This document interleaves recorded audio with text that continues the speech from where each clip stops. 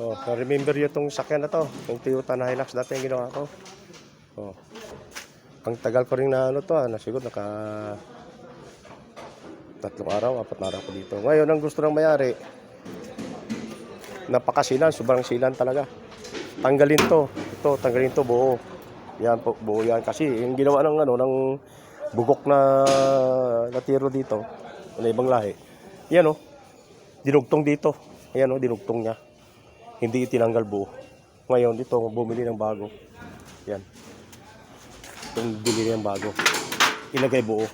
Yan. Kasi ginawa niya, hininang na yan dito. May hinang yan dito sa loob eh.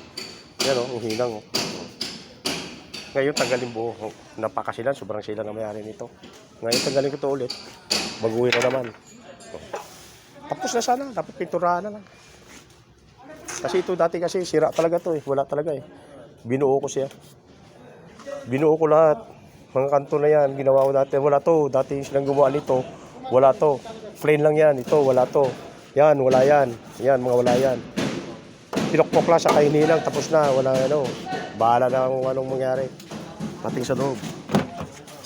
Kung sa loob, okay na sana sa loob eh. Kumplito na sa loob oh. Ayos na sana. Eh ngayon eh, tanggalin ko ulit. Di siyempre, maghilang na naman ako. Yan. Sige, okay na.